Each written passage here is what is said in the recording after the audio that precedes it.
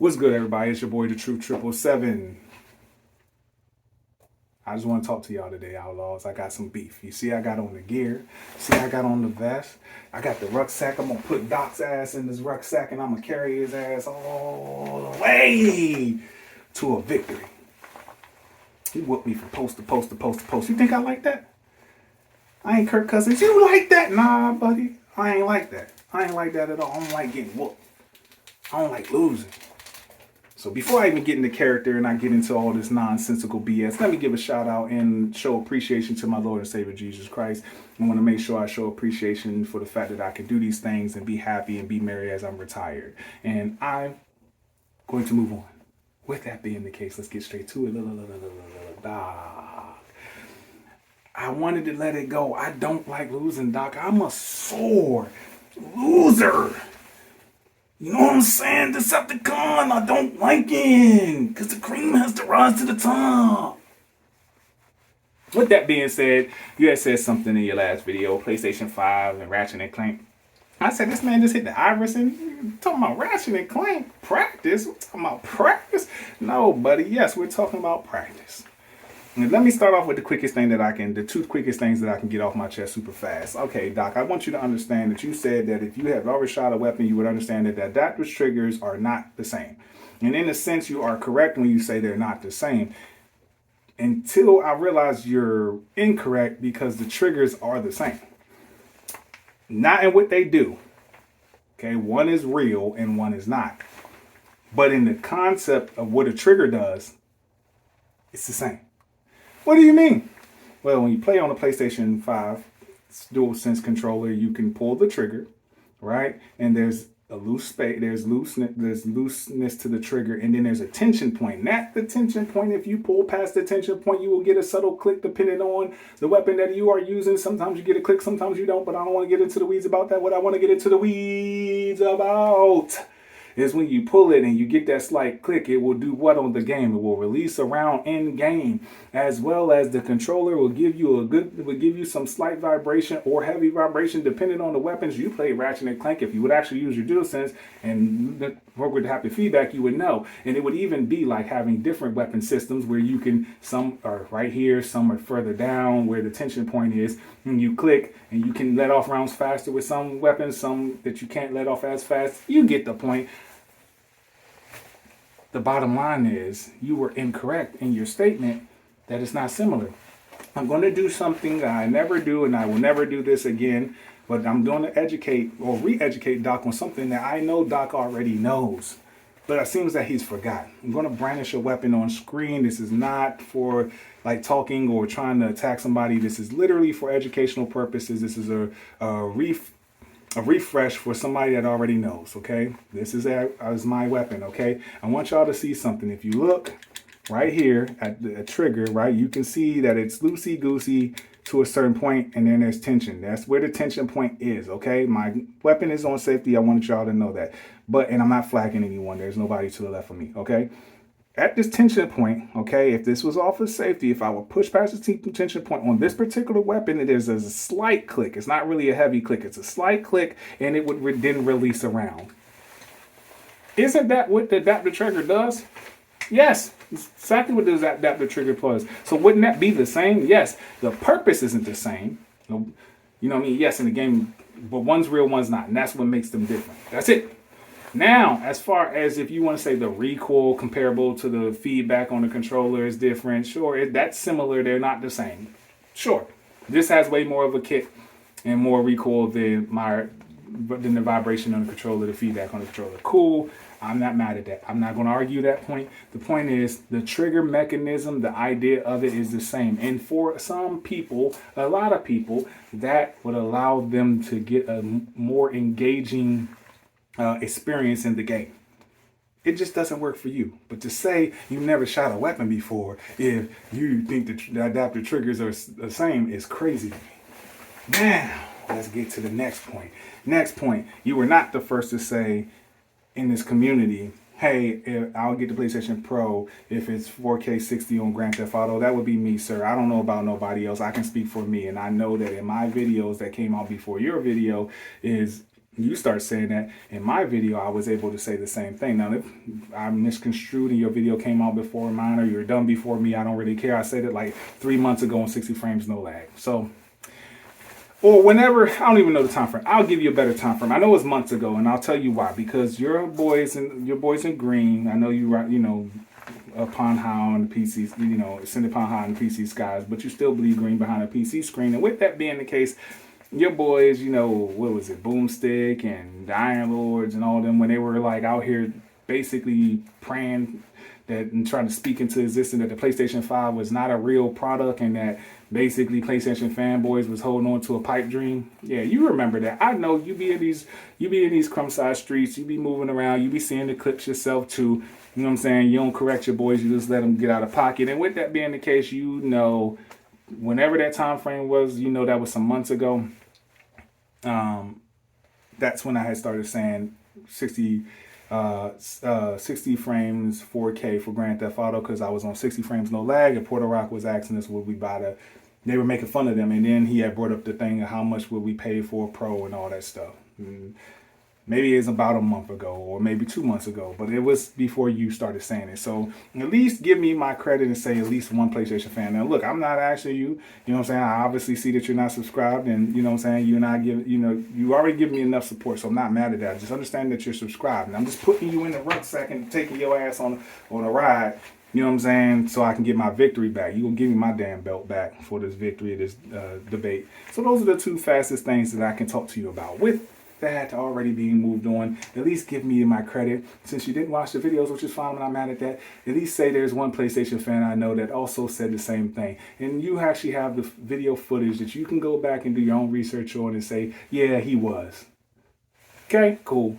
Moving on, Doc. Moving on. I'm gonna get this thing. It's hot in this thing. So I'm gonna make this quick. Doc, look.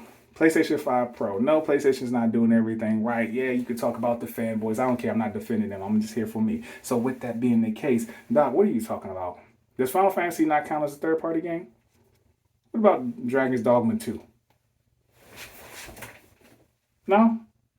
F1? No? None of these Harry Potter? None of these third-party games count. Ain't there some of the biggest third-party games that came out? Say, oh, we know PlayStation games look good. Why don't you just at least show third-party games? You did not say new. Yes, you did bring up new in a certain point, but what I'm talking about was when you said at least show third-party games, because we know your first-party games were already good. And I just let you know some of the biggest third-party games that Digital Foundry did a video on, but for some reason you acting like as if you don't. Come on, Doc, don't be that way. You even did a video where you were like, yo, Final Fantasy was blurry now, PlayStation fans. Now you angry because Sony that didn't make Digital Foundry do this. I mean, y'all could say it. Y'all could say they paid them, whatever. No, this is content. That's how they make their money. It's views and clicks and likes and comments. The same way everybody that monetize their channel make their money from YouTube. So what would Digital Foundry do with all these 90 games? They can make content for quite some while until something else interesting comes up, correct? So Sony wouldn't even have to pay them because Digital Foundry do it because they're going to get paid regardless. And they already have. And so has other people. Third-party games, you had several. Then you're going to try to flip it, I guess, and say, well, I was talking about new. No. You were talking about new games at one point in time. And then you were talking about just third-party games because you say, hey, PlayStation first-party games are already dope. Which you give credit for PlayStation first-party games, as you even gave Ratchet & Clank. Oh, I never played it. I watched Juju play it. No, you know what I'm saying? What you did, you watched your son play it, right? And then you was like, I never gave it a chance. So you never know why you didn't play it. And you're saying that the game is amazing. Which means Sony never lost their greatness. Now, I'll teach you what Sony lost. I think it's the same thing I think. You said they take the easy way out with remasters. No, they're just using that to get extra money. And they're remastering it so they could put it on PC and get extra money and charge a higher price. We're not confused on what Sony's doing. They're trying to always gauge and be greedy. They're being greedy. I'm not going to argue with that. But playing it safe, what are they playing it safe with? Because the sequels? Is that where you really want to stand on? So, Returnal don't count. Sackboy don't count. Concord don't count, whether it failed or not. We're pretty sure we know they're coming back out as a free-to-play game, but can't guarantee that. But I'm pretty sure that's what they're going to do. Hopefully, or I would be dope if they turn it into a single player. I play it. I like the multiplayer. So regardless. But with that being the case, they tried new stuff. They've done a good job with their first party considering they don't have as many studios as Xbox. Xbox bought their way into their games this year, which is nothing wrong with that. I'm not mad. They can do that. That's fine. The reason they only got any kind of new IP is because they bought them. But hold on, didn't I do this before with you, right? Now we're being very clear on what I'm speaking on this time. I'm just showing you. You said there's no greatness. They're just doing remakes and sequels and acting like they never made anything new, right? And okay, well, are the sequels good? Maybe some of them are. We know you don't like God of War. You don't care about Spider-Man. That's fine. But a lot of people still love them the same way you enjoyed Ratchet and Clank. And you enjoyed Ratchet and Clank. So you still love the first party sequel. What's the difference? Why people can't enjoy whatever sequels they want? All right? So that takes away from greatness, even though they made great sequels. You're not going to like everything. You don't like everything Xbox made. You don't like everything that's on Steam. So what? So with that being the case, Doc, watch this.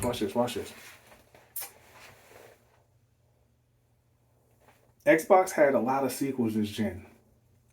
If you look at Xbox before they bought Bethesda, you would have had Flight Simulator, which was a port, so i.e. in the remaster field. It's not a remaster, but it is in that vein, right? Then you would have had Psychonauts. That's a sequel. You would have had Forza. That's a sequel. You would have had Halo Infinite. Isn't that a sequel? Even games they bought. Ain't Call of Duty, the next one coming out, a sequel? Isn't Diablo 4 a sequel? Overwatch 2, a sequel? Shall I continue with all the sequels that they bought into? What new from Activision are they going to get? Nothing that you can tell of right now. Everything from Activision is going to be a sequel. But does it change the fact that they could be great games? No. So does that take away from Xbox greatness? No. Or does take away from the games being great, right? That would add to Xbox's greatness if the games are great. Not all of them have been great. Diablo has had a very tumultuous relationship with its fan base at this current juncture. Your new games from Bethesda, which is where all your new games came from, but not all. Age of Empire is a sequel. You don't get High Five Rush, but you get Deathloop and you get Ghostwire Tokyo. New. Redfall Starfield. New. Indiana Jones will be new. Avowed, and y'all have a roadmap. Y'all doing the Xbox does a roadmap thing because they don't usually have games prepared and ready throughout the year. They go almost all year without really a lot of exclusive games, and then boom, they come out usually like at the tail end or the next year with a lot of exclusives. Cool. But PlayStation showed you third party. They showed you third party games. Okay, they have been still great. They haven't been exciting. I said that plenty of times in my other videos. They haven't been exciting, good sir. That's the facts. They haven't shown you anything exciting, anything fresh or new that was like mind-boggling. Ghost of Yotei is still a sequel, right? But that still was exciting. Wolverine will be the first exciting game. Fair Games may be an exciting game. Marathon will be an exciting. Those are games you can get excited about. We just haven't seen them yet. So you're asking, why didn't they say Grand Theft Auto 64K? Well, we both agree on that, but the thing about that is you can't ask them the third party or tell 2K what to do. Sony don't own them. Not only that, they ain't showing us Grand Theft Auto yet. We got a clip of what the story could be like. That's it. The small 2-minute, like, hey, this is like some cinematic. Look at all the cool things that happened in Florida that we put in the game. That's it. So if they didn't even finish the game, how are they going to tell you what they optimized with? Didn't Code tell us, and I could be wrong in this, that optimization was the last thing that developers did? Cleaning up, optimization stuff. So if they ain't even in the game being done yet, why would they have the optimization for the PlayStation 5 Pro? Or they don't even have the optimization for the 5 and the X yet, or the Series X. That's a lot of games for Sony. And then on other third-party games, Sony has not announced a lot. Ghost of Yotei and some other games, and those games are in the same space as Grand Theft Auto. They ain't got to the optimization part, so how they going to tell you what the optimization is? Now, you talking about third-party games. With the third-party games that Sony announced that they really could like push the envelope and say, hey, third parties, can y'all tell what the optimization is of the games that's coming out? They haven't done that. They don't announce games like they used to. They don't. And it takes away from the excitement for somebody like me as a PlayStation fan, and that's fine. But that's all I'm saying. That's it. I'm not saying that they couldn't have done better. I think that Sony themselves did a piss poor job. But Digital Foundry is doing what they do to make their videos. Now, let's move on to where you were saying, hey, PlayStation fans, you're not calling Sony out for their great. No, I made videos calling them out. So again, you got to say, well, at least one PlayStation fan, give me my credit and credence on that. Go look at the other videos in that same video where I'm explaining to you 64K for Grand Theft Auto, I buy a PlayStation Pro. I'm also saying in that exact same video, hey, Doc, not specifically to you, but I'm now saying it to you. Hey, Doc, I'm also saying PlayStation, that PlayStation Play did not excite me. I wanted to see something new, fresh. And while Ghost of Tsushima was dope and I'm going to have a blast and the vistas are beautiful, I didn't feel like it looked like Death Stranding 2 or better than Death Stranding 2, which I think is visually the most impressive game still to this date that has been shown. It is what it is. That's not a hate no Xbox. This is me strictly speaking on PlayStation. I'm just saying that they're very comparable in how they've been moving. I even did a video last time explaining, if you go watch my video previous to this, where I put up actual slides and stuff, you will see that, you know, PlayStation kind of already did most of the stuff first. Plus, I already sent you a video before where you actually watching, I wasn't trying to debate you, and you were like, yeah, that's right, facts to it. Anyway, because this stuff is getting hot and I'm getting tired. With that being the case, I just want you to understand, Sony did not market it well. Digital Foundry is doing their due diligence because they're going to make their money off of this stuff. And PlayStation did everything you asked them to do. They did third-party games. Well, Digital Foundry did third-party games. They even showed snippets of third-party games that had the pro thing.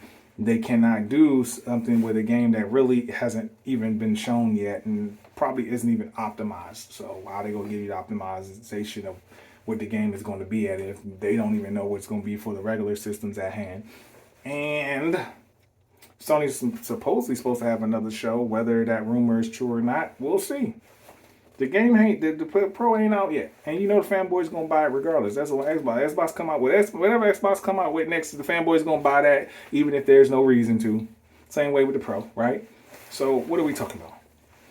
So I had to get my get back. I apologize. You know what I'm saying? I had to let you know, yes, the triggers are actually very similar to the same in the principle of trigger squeeze, right? On a weapon.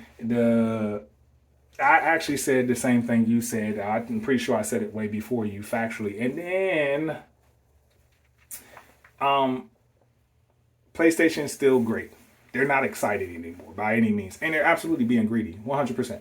But they're not great. You know, they're great still. They still make great games. They got great exclusives. Oh, exclusives. Let me say this real quick. All right, this is not a part of the debate. I'm just gonna say it, so get off me. You know what I'm saying? Don't be trying to use this to try to get your little victory back. No. I ended the debate. Now I'm just gonna bring this up real quick. You said nobody can explain to you why exclusives are good. I'm gonna give you a quick synopsis, okay? We know the Series X is a reason why the Series S is the main and only reason that the Series X is as prominent as it should be, right? What do I mean by that? I truly believe that the Series S can do the things it says it can do. It's proven that it can do the things it says it can do. And we're not in disagreement with that. But what I do truly believe, which I can't factually prove, and this is just my opinion, that the Series S takes longer to do the things that they need to do for any game. So like Baldur's Gate, the reason they didn't really want to do the Series S thing is because you have to be comparable to the Series X because that's the way they wanted it. That was the rule they had. So Baldur's Gate was like, we're not going to put our game on your system because we're not spending any extra money and time to develop and take another 6 to 7 months or to a year to put split screen on the Series X, which probably could handle it, but would take a long time and be mad difficult to do. So what does that got to do with anything? Very, very simple, Doc. If you had to wait that time frame, wouldn't you prefer just be exclusive to the Series X for a timed exclusive and or this period and they just skip the Series S altogether? Didn't you already say that? You said that, right? So that would mean that the game would come to the Series X at 60 guaranteed and quicker and wouldn't even have to be skipped if it could just be made for the Series X. So the point I'm making is, why is exclusivity good? Time, especially in the game development field. I don't think PC adds a lot of time, but I know it adds extra time and it adds extra money and people. Well, what does that have to do with the gamer? Well, don't you want to get the game as fast as you can in the proper state it's supposed to be in? Well, when you got to make for multiple things, it can add issues. If it doesn't add issues, it adds time. Well, I don't really care about 3 months. I do. I don't give a fuck about PC. If you could give it to me 3 months fast and then optimize for them and send it over there, I'm fine with that. But give it to me exclusively for 3 months so I can get the game faster in the proper, with it being properly made. Meaning it don't got like a ton of bugs or game breaking bugs. It's got some bugs, right? All games gonna have bugs. That's what I mean. Time. Also, have you never heard that you can't please everybody? So like you'll be saying something like, hey, good sir, hey, you know what I'm saying? I have shit. I lost my thought. I'm sorry. You would say something like, hey, right? You go like buffets aren't always as good as maybe a restaurant that gives you an exclusive meal. Buffets be straight. But usually when you go to a place that is like, you know what I'm saying, a master of that specific thing, it's usually better. Like if you get a steak from an actual steakhouse comparable to a buffet, the buffets and the steak be all hit and miss. Like some of them dope, some of them not, because it's a mass market product comparable to like if you go to a steakhouse and they make that steak specifically for you the way you want it, it's better. Everybody, all this ain't a one size fit all. Have you ever wore something that was one size fit all, right? It don't be as comfortable as something that is literally made for your size, correct? That's what exclusivity does. Cuts down on time in gaming and somewhat limits the bugs. Like you might be thinking, nah, like, yeah, look how long Grand Theft Auto's taking to be made because it's being made across everything. And even with that, they still can't get that joint to be made on PC at the same time. As well as look at Call of Duty. It's taking it literally takes like 4,000 plus devs plus outsourcing to get that game to come out every year. The type of money you have to spend to make that game, you need to sell 30 million every single year to make that money back and some. You need those microtransactions to make your money back and some. You wouldn't have to worry about that as much if it was exclusive. You still would have a lot of devs, but you could probably cut them devs in half because you're only making it for PlayStation. Probably take 1,000 for PlayStation, 1,000 for Xbox, 1,000 for PC, 1,000 for microtransactions, 1,000 for, you know what I'm saying? Do you get the point? So I'm not saying exclusives are bad or good. I'm saying that they're necessary. Some things are necessary evil. Some things are just necessary. And exclusives are necessary for specific things. Does it make it bad or good? No. It just makes it what it is. Just wanted to add that on the video. I'm out.